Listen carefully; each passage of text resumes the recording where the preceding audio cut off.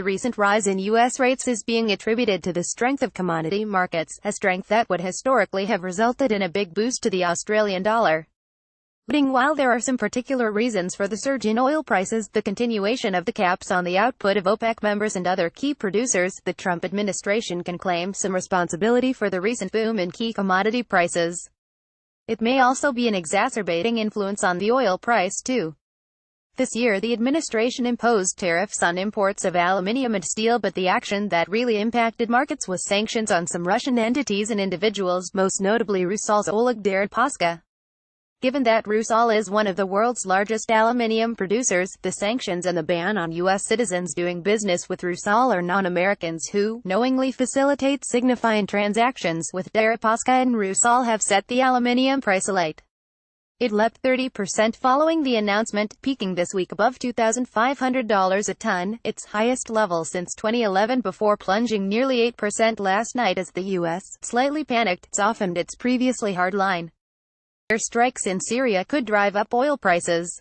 Treasury Secretary Steven Mnuchin said the U.S. might lift the sanctions on the company, but not Deripaska, would allow a longer period for companies to keep trading with Rusal, and said that non-U.S. companies wouldn't be sanctioned for transactions that related to the winding down of existing contracts with the company. The sanctions were narrowly targeted. Deripaska was the major casualty, but generated ripple effects across other commodity markets, like oil, because of the potential for the U.S. to take similar action against other oligarchs and Russian government officials and state-owned companies. The U.S. shifting its stance overnight reflects an emerging concern in markets, U.S. economists and now, it appears, U.S. Treasury, that the sanctions and Trump's protectionist agenda are harming U.S. companies and the economy. The sudden surge in some key commodity prices, including aluminium and oil, has inflationary implications, as do Trump's trade policies, even as the administration's debt-funded tax cuts and expanded deficits policy inject a big dose of stimulus into an economy already operating at near full capacity. Loading it is that concern about inflation and the implications of a sudden lift in the inflation rate for the U.S. Federal Reserve's monetary policy that is pushing up U.S. bond yields towards the 3% level last seen more than 4 years ago. The Fed, having raised its policy rate by 25 basis points last month, has flagged another 2 U.S. rate rises this year. However, nearly half its 15 open market committee members think there could be another 3. If inflation starts to kick up, that prospect of an extra rate rise and more aggressive action by the Fed into 2019 and 2020 will see bond yields surging and probably equity markets sliding, if not tumbling. The centrality of the U.S. to the global economy means that developments in U.S. bond and equity markets generate spillover effects elsewhere. Australian interest rates are still historically low because, in the post-crisis environment, U.S. rates were, and still are, ultra-low.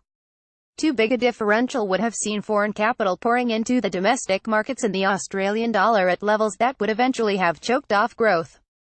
The rise in U.S. bond yields is dragging up local yields, which will impact bank funding costs if the trend is sustained and eventually flow through to higher costs for credit, but the crossover of the rate structures, U.S. 2-year and 10-year bonds now yield more than their Australian counterparts, is weakening the value of the Australian dollar as capital flows towards the higher-yielding market. The Trump administration is unpredictable, which means there is no certainty that the current financial market trends will persist. The prospect of an extension of the Russian sanctions to oil has receded with the softening of the existing measures, and Trump's tweet this week that OPEC is at it again. Oil prices are artificially very high.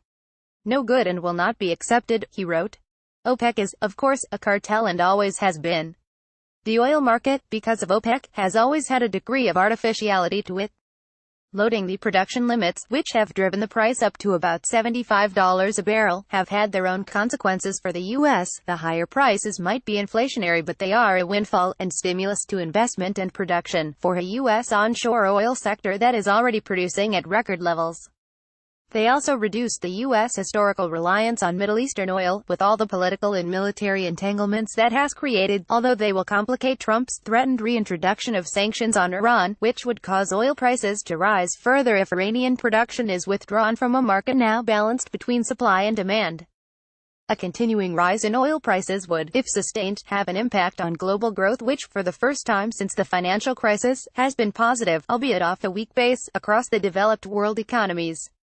With the Saudis looking to float their state-owned Aramco, and hoping for a valuation of $2 trillion, reports that they are targeting a price of $80 a barrel or more have some credibility.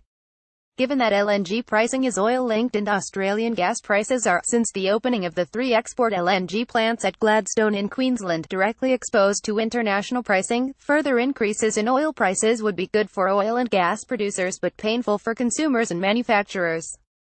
As has been painfully obvious since the GFC, economic, financial and political developments in the US or China, or even the Middle East, heavily shape the settings in the Australian markets and economy. Stephen Bartholomew Stephen is one of Australia's most respected business journalists. He was most recently co-founder and associate editor of the Business Spectator website and an associate editor and senior columnist at The Australian.